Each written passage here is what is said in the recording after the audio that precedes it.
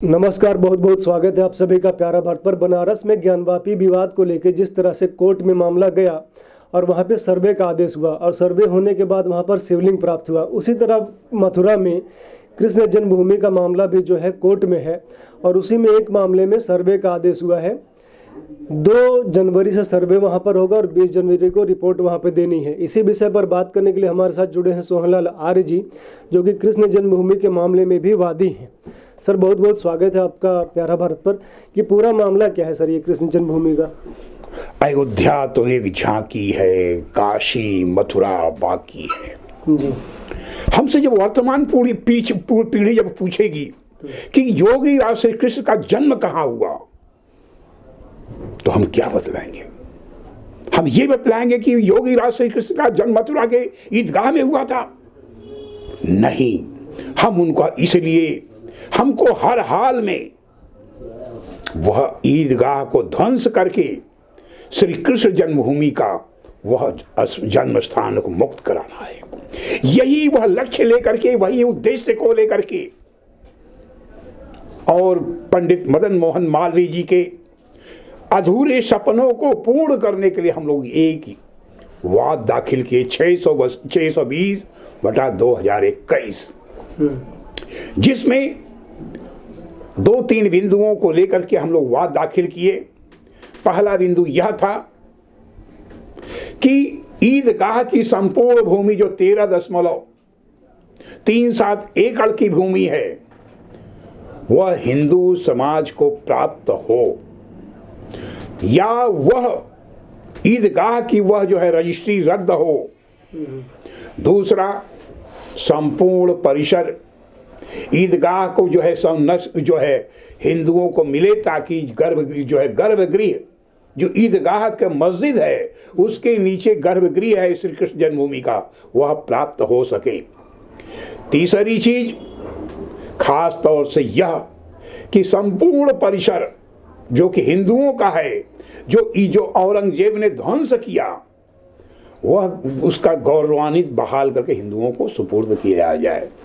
इन सभी वाद बिंदुओं को लेकर जो हमने वाद दाखिल किया, और हमारे मित्र विष्णु गुप्ता जो कि हिंदू दिल्ली के हैं, हिंदू सेना के हैं, अध्यक्ष हैं, और एक यादव जी भी हैं। कहने का मतलब कि उनके ही याचिका पर, उनके ही मुकदमे पर माननीय न्यायालय ने आदेश दिया। निरीक्षण जो अमीन सर्वेक्षण, एक होता है वकील कमिश्नर सर्वेक्षण, यहाँ अमीन वकील जो है निरीक्षण है, दोनों में अंतर होता है। सर्वेक्षण ये होता है कि सर्वेक्षण के दौरान अधिवक्ता और प्रतिवादी यह दोनों जो है बाकायदे बहस के जरिए मानी न्यायालय में पूरी उनकी बात जाती है। यहाँ निरीक्षण है। यह निरीक्षण मानी जो वकील कमिश्नर अमीन रहेगा, वकील कमिश्नर रहेगा, वह निरीक्षण करके वहां पर जो है मानी जज को जो है इस रिपोर्ट प्रस्तुत करेगा। पंडित मदन मोहन मालवीय जी शुरू से ही, चाहे कृष्ण जी मथुरा का हो मुद्दा, चाहे काशी का हो, इसके लिए बहुत ज्यादा प्रयास है। यहाँ काशी वाले में भी 1933 का मुद्दीन मोहम्मद के मुकदमे में 12 लोगों से गवाह दिलवाए थे। अच्छा। जो कि एक टर्निंग पॉइंट बना। वह टर्निंग पॉइंट 12 गवाहों के आधार पर जो अंग्रेज थे, वह एक ऐसा पॉइंट आया है वर्तमान समय हम मुकदमे के दौरान, चूंकि पैरोकार हैं और मुस्लिम समाज के लिए धर्म संकट की स्थिति आई, उसका कोई प्रमाण नहीं रहा। 1933 का मुकदमा खारिज हो गया, फिर हाई कोर्ट में गए, वहां भी खारिज हो गया। ठीक इसी तरह इस मथुरा में भी जो पंडित मदन मोहन मालवीय जी 13.37 एकड़ की भूमि को जो हिंदू समाज को दिलाना चाहते थे, कतिपय हिंदू पक्ष के लोगों ने या कतिपय कुछ अन्य सोच के लोगों ने गड़बड़ करने के कारण यह थोड़ी विवाद उत्पन्न हो गया। हम वह जो रजिस्ट्री को खारिज करने के लिए प्रयासरत हैं और पंडित मदन मोहन मालवीय जी का असामयिक मृत्यु होने के कारण यह कार्य पूर्ण वह नहीं कर पाए। उन अधूरे कार्य को पूर्ण करने के लिए हम आशान्वित हैं, करना चाहते हैं। और तो और संपूर्ण आप परिसर घूम लेंगे, सारे के सारे साक्ष्य हिंदू जैसे ज्ञानवापी में सारे के साक्ष्य हैं।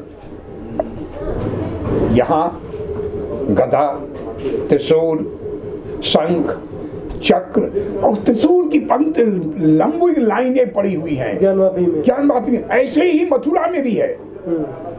ये पहली बार निरीक्षण सर्वे का अधिकार मिला है और हम हिंदू समाज के लोग आश्वान्वित हैं, हर्षित हैं। कम से कम यह एक जरिया तो मिला।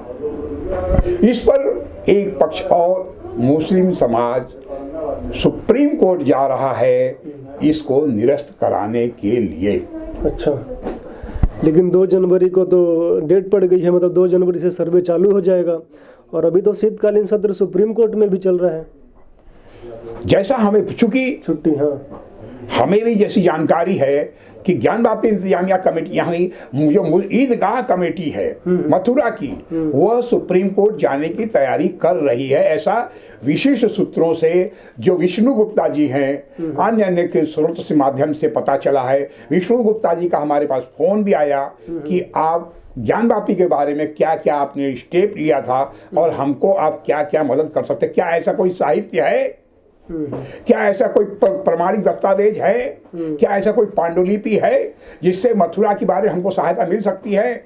हम लोग उनको स्पीड पोस्ट भी किए हैं। 13.37 एकड़ की भूमि है वहाँ श्री कृष्ण जन्मभूमि की, उसमें से कितनी भूमि हिंदुओं के पास अभी है? इस समय देखिए हिंदुओं के पास 10 समथिंग हिंदू की थी, हिंदू कर थी। मुस्लिम समाज 2 समथिंग था। लेकिन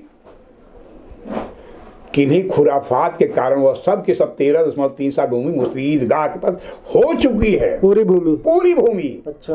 और हम पूरी और समस्त भूमि हिंदुओं की थी, कृष्ण जन्मभूमि की थी, जिस पर औरंगजेब ने ध्वंस करके, हमारा आराध्य स्थल को ध्वंस करके उस पर ईदगाह का मस्जिद बना दी। जैसा जो है इस्लाम के धर्मावलंबी करते हैं वैसा जो काशी में हुआ, अयोध्या में बाबर के द्वारा हुआ था, वैसा मथुरा के द्वारा हुआ, यह सभी जानते हैं। अच्छा, एक बात और भी सुनने में आती है, जो मथुरा में जो कृष्ण जन्मभूमि का मामला है उसमें ये कहते हैं कि जैसे ज्ञानवापी में तो सिद्ध करना है कि मस्जिद नहीं है, मंदिर है, अयोध्या में भी सिद्ध करना था, लेकिन मथुरा में ये सिद्ध ही नहीं करना है। मथुरा में तो लैंड डिस्प्यूट है, भूमि का विवाद है, वहाँ तो ये सिद्ध नहीं करना। वहाँ तो बड़ा आश्चर्य है कि अगर फैसला हुआ तो बहुत जल्दी फैसला हो जाएगा।